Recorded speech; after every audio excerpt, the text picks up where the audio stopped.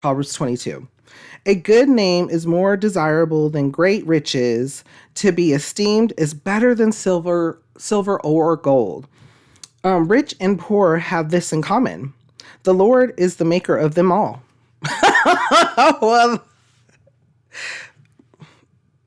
the Lord created all of us.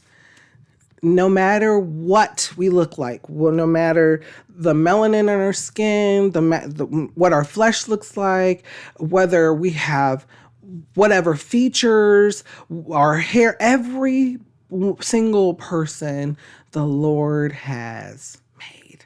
And I talked about this in a previous Bible study. So go back to Psalms, when we were in Psalms, how the Lord knows us by name, how even David, how even the wisdom there, I believe it was David, correct me if I'm wrong in the comments, but said, the Lord named the stars. The Lord knows the stars, and how we are compared to the sand of the earth, the stars in the sky, and how he knows us by name. He knows you by name. He knows me by name. He knows that person over there by name. He knows that person over there by name. He knows the people that you think that not necessarily think or believe in him. He knows them by name too. He knows us all. He knows all of us, and he knows us. Yes, he knows you. He knows me. He knows us.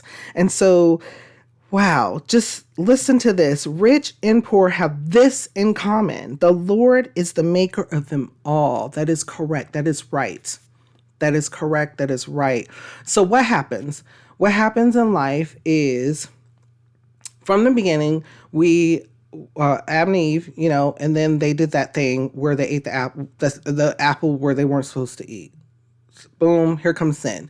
Since then, we have that choice of continuing to do right or do wrong. And so what happens is you have that whole making choices, and you have people with the choices come, people who start to create theories and concepts and such as hierarchies. And instead of everybody living as one or living together, you start having a split. And that split starts getting defined more and more, because as a society, people want to be able to show prosperity, and sometimes at the harm or at the downfall of another. And unfortunately, it's around the world. And instead of constantly looking after one another, we're constantly looking for that gain. Think about it. The Lord is about love and loving one another as ourselves.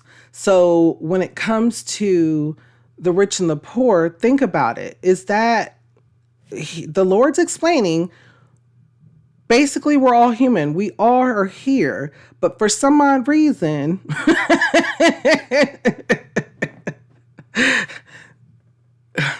there is a humanistic separation.